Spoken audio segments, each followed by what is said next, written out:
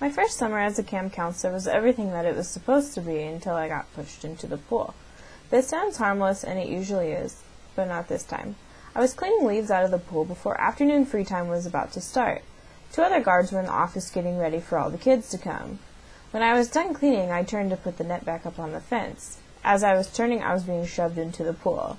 Not having much time to react, I inhaled out of fear as I hit the water. I swallowed a lot of water, but I thought I was okay at the time. We were all laughing when I got out of the pool, and by free time had started, most of camp had already heard what happened. That night at dinner, I noticed I was wheezing a little when I would breathe. It wasn't bothering me, so I just ignored it. Later that night, I realized I shouldn't have ignored it. At campfire, I was having actual trouble breathing.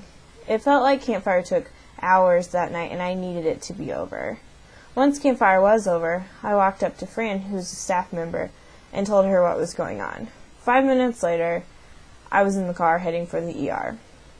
When I walked into the ER door, I was having serious trouble breathing, and I could hardly talk at this point. The receptionist was asking for my proof of insurance, date of birth, and all the 20 questions they ask you. Fran handed her all of my information and said we need to be seen right now. You will be seen once you're in the system your insurance goes through. Have a seat in the waiting room and I'll page a doctor, the receptionist told me with a smile on her face. I was not smiling and I was not going to sit in the waiting room. 2 minutes later, I stood up and said I need to be seen now. That got her attention and a nurse came right away. 3 breathing treatments later, I was being admitted. The treatments were not working, so the doctor wasn't sure what to do. Once I got settled into my room, and I was still having trouble breathing, the nurse came in. She began asking me even more questions than the receptionist had. "Do you need a priest present?" she asked. "For what? What does that even mean?" I asked her.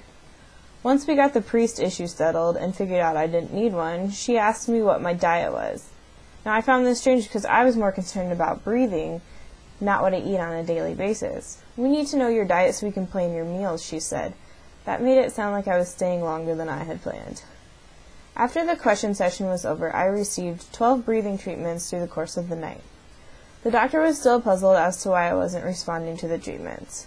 A chest x-ray and blood tests revealed that I had an allergic reaction to the chlorine in the pool. I was finally released at 3 the next day and sent home with an emergency inhaler. The doctor told me to stay clear of the pool for a couple of weeks. I didn't work at the pool for the rest of the summer.